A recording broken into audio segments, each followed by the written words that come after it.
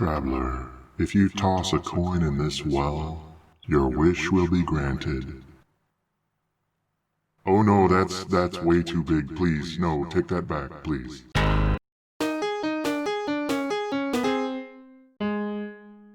Hi, I'm Dave, and this is Dave's Weird Project. In today's episode, I'm building a simple well for use in fantasy RPGs or kind of anything, including a larger project I'm going to talk about after the crafting stuff. Let's dive in. I wanted to try building the well out of foam bricks, so I needed a base to start with. I drew a 2-inch diameter circle and cut it out of good old chipboard. Then I cut several long strips of foam board in varying widths. I tried not to be too precise because I wanted the bricks to be different widths and to provide some variation and some three-dimensionality. I peeled the paper off both sides after cutting the strips so I wouldn't have to peel paper off each individual brick. With all that paper gone, it's time to cut out the bricks. I tried to cut at a slight angle to make trapezoids because I am going to be arranging these in a circle, so they would need to be angled or there'd be big gaps on the outside. My first attempt was a little bit too small. The angle was too shallow, so the arc of the bricks was too wide. That's fine. Plenty of material. So I went back and cut out some sharper angles, and those worked out a lot better. Texturing each individual brick one by one would be a nightmare.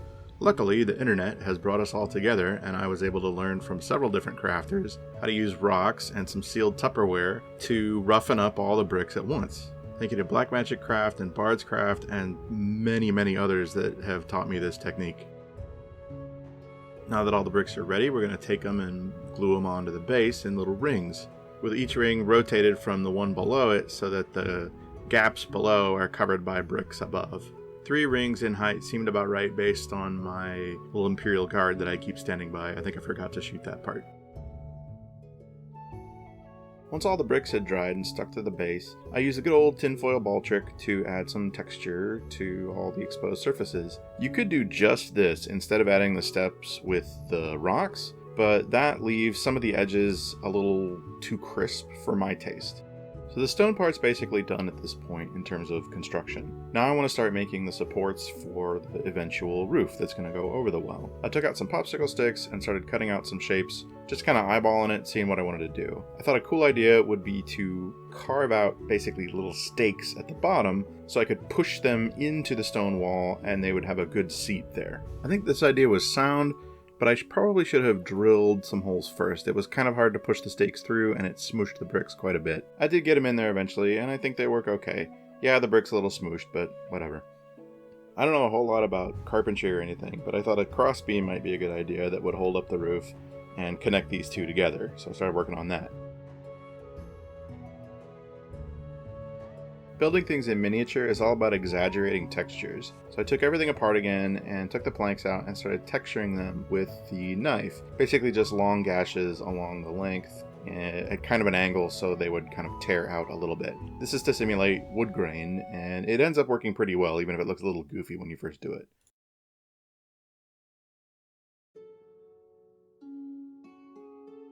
I clipped off some small thin strips of wood to act as braces between the uprights and the crossbeam that would get glued up there in the corner. While I waited for those to dry, I made some other horizontal pieces, and these had a 45-degree angle on each side. The roof would come down and rest on these as further support. To support the roof at the top angle, I made 2 foam triangles that I would glue on top of the main cross piece. With all the smaller bits glued on and dried, it's time to put them all together, so I have one nice frame coming out and anchored into the stonework.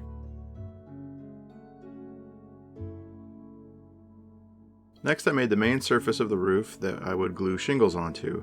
This is just 2 rectangles of chipboard, and I eyeballed the length and width to fit. Time to make the shingles! Anybody else remember the Dunkin' Donuts commercials?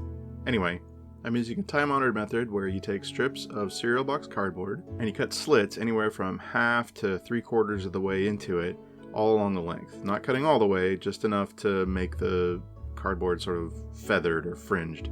This creates your shingles.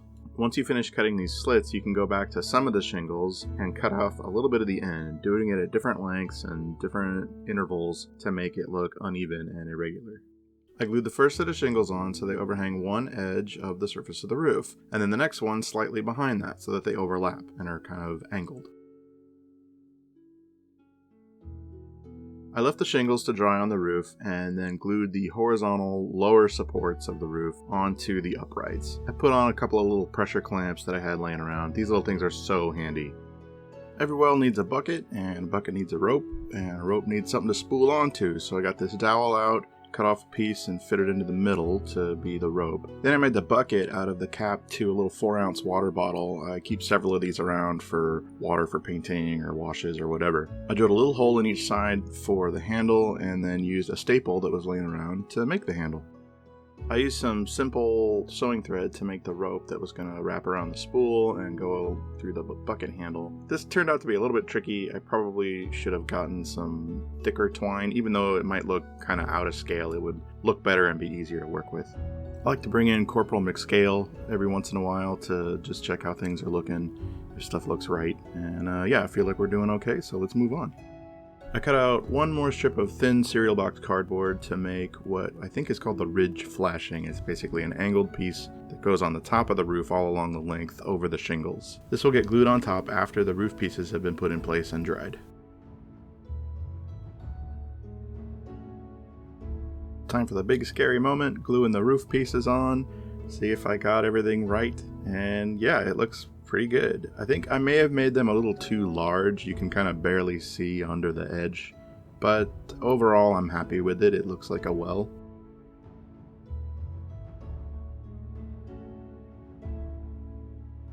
Then I just glued on that ridge piece, ridge flashing, whatever it's called, I don't know. The well needs a handle to turn to raise and lower the bucket, so I bent one out of some 18 gauge steel wire. It proved a little bit difficult to attach. I had to drill into the wood to make an indentation where I could seat the handle and hold it while the superglue dried. I actually ended up using superglue accelerant to get this done. I wanted to paint the top and bottom separately because I thought it would be easier to reach all the inside areas if the two pieces were apart. So I pulled them apart and started in with the Mod Podge mixed with black paint base coat of Black Magic Craft fame. It's great stuff.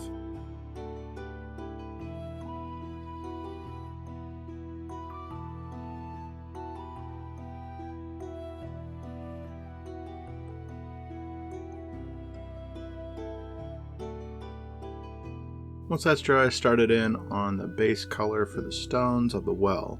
I mixed some medium gray and a little bit of blue and also some matte medium. Been trying to use this to see if you can thin the craft paints out with it and they apply better. I like mixing blue in with gray when painting base color for stone. I don't know why, I think it just gives it a more lively look. While I waited for that to dry, I put the base color on all of the wood parts of the roof. I used burnt umber. Having the bucket sort of flailing around underneath the thing proved challenging for the rest of the build, but I think I managed.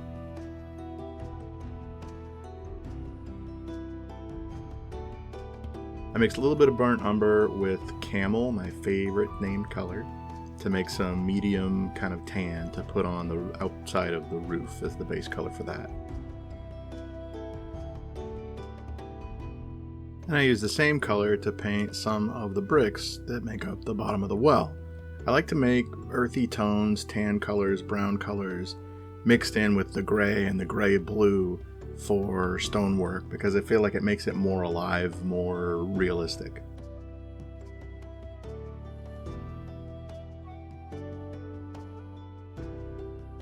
So I keep up with this variation throughout painting all the stones. Lighter and lighter browns, differing grays, lighter grays, grays mixed in with browns, just establishing a lot of varied brick colors. Then I did a similar process with the shingles on the roof, painting in some different colors, a little bit of darker brown, a little bit of lighter brown, just to kind of mix it up, make it look like these were organically built, sourced from different materials, something interesting to catch the eye.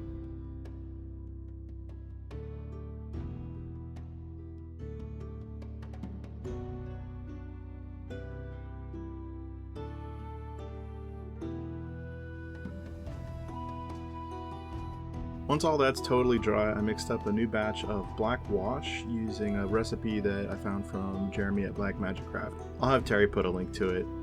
It proved a little bit challenging to get the consistency right, or I guess not the consistency, but the opacity with the black ink. But I just kept adding a little more, and it finally started looking right. The wash stage of the paint job is where all your hard work with texturing and careful selection of materials, that all starts to pay off because the black seeps down into the recesses and the cracks and kind of brings out all the detail.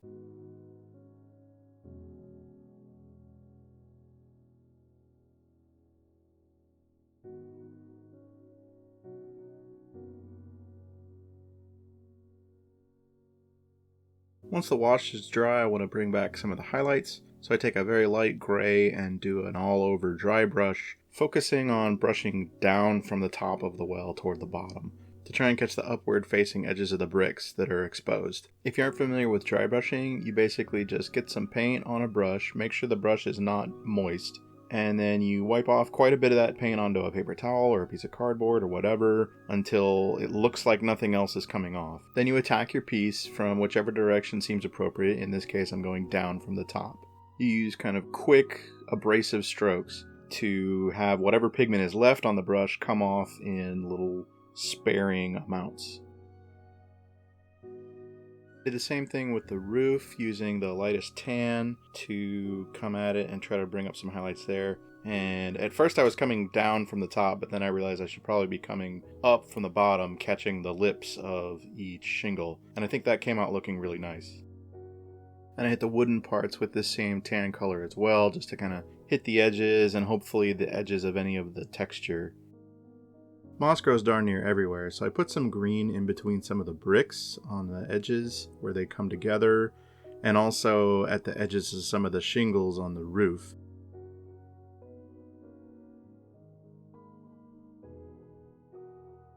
Quickly repainted the inside of the well, the floor of it, black. Hopefully the overhang of the roof and barely being able to see in there will make it look, deep, like it actually goes into the ground. There's only a few finishing touches left. First I want to take some actual moss flocking and apply it where I had painted that green earlier. I don't know if the green actually shows through once you put the flocking on, but I feel like it's a good step. I just used regular PVA glue and applied it with the edge of a popsicle stick just to kind of make it less gloopy and runny. And then I broke off little lengths of this flocking stuff that I have and just kind of stuck it on there. Some parts were easier to stick than others, but with perseverance, you can get them all on there. And the result is really worth it. The green just kind of makes the whole thing come alive. For the last little bit of painting, I painted the bucket black and then went over it with this nickel color. I also painted that onto the handle in case any of the black or brown from painting earlier got onto it.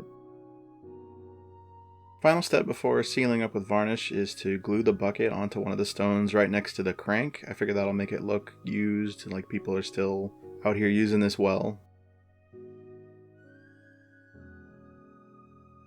And there we go, finished well. I really am pleased with it. Because of the wildfires in my area right now, the air is extremely smoky and hazardous, so I can't go outside and apply the spray matte varnish. But once I do that, I think this will be all set, be nice and sealed in. I know you can still see some red inside the bucket. Maybe there's more than water down that well. Maybe there's marinara down there. So the well's finished. It looks really good. I'm really happy with it. Before I do a whole lot else, I just want to say I did mention the wildfires at the end narration there. I'm okay. Everything's okay here. We just have a lot of smoke. I am 20 miles or so from the nearest fire, but it's starting to get contained. The weather's turning for the better, so don't worry about me, doing okay. I'll do all the standard pleading really quick. If you like it, please click the like button, consider subscribing, sharing, all that. If you want to support the channel, there's some links down below for my book and some of the stuff I use, and that'd be great to have your support. Thank you. But just watching and enjoying is really all I want you to do. Okay, lessons learned. I do these projects as much to learn something as to make something, so I like to round up some of the lessons at the end of the video. On the crafting side, there are a lot of little techniques that I could definitely improve on.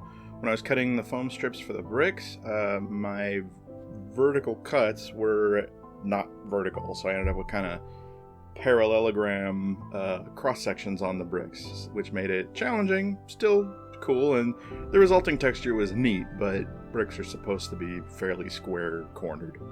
Another thing was drilling some holes for the stakes in the uprights. Probably should have done that first.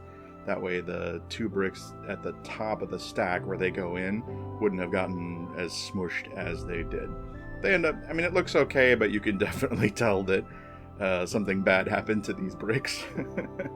And maybe doing a little bit more math and measuring beforehand. I try to do this one very organically and very improvisationally, and sometimes that works and sometimes it doesn't. Like the roof was way too big, and I would have preferred if it was not that big. It's okay, I still really like the look of the thing, but next project, I'll probably do a little bit more measuring. Keeping things in scale is important, but sometimes the piece can suffer. I mentioned at one point that building things in miniature is all about exaggerating textures, meaning like the texture of the wood grain is way, way bigger than it would be in real life. You wouldn't be able to really see the wood grain from 30 feet away. But we make it that way so that the details come out, that you can get more interesting looking pieces. So the point of this is the rope for the bucket. I use that sewing thread. It was difficult to work with, hard to get tied in such a small area, and honestly, you can barely see it. So some real heavier string I think would have done better, even though it might have been a little bit out of scale. I think I'm getting the hang of using the craft paints on these pieces. Adding the matte medium was a bit of a game changer. Coverage is a little bit improved, but mostly it just flows better. It just feels better to work with. It's not so gloopy and viscous.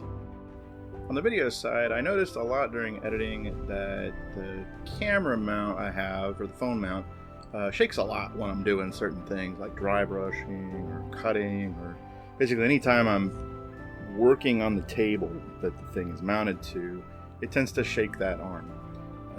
I don't know if I need to get an arm with, I don't know, better dampening, or attach it to something else besides the table.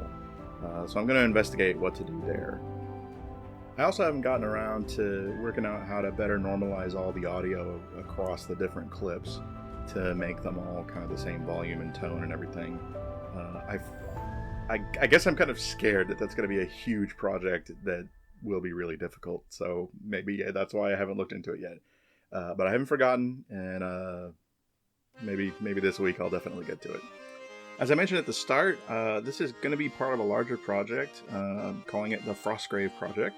Some of you may already know that Frostgrave is a miniatures games, fantasy skirmish battle game, and I've just discovered a lot about it, and I'm really interested. So this well is the first part of that, and I may do another video where I kind of just talk about miniatures in general, kind of like I did with the RPG one.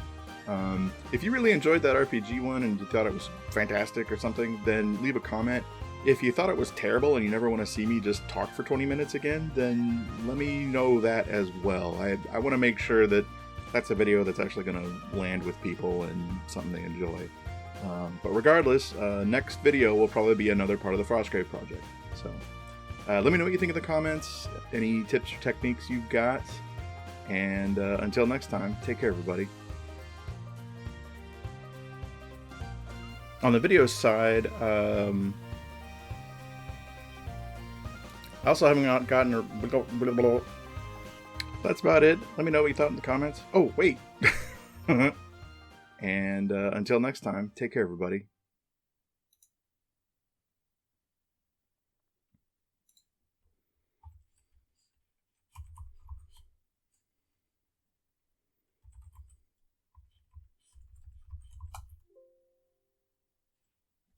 Oh.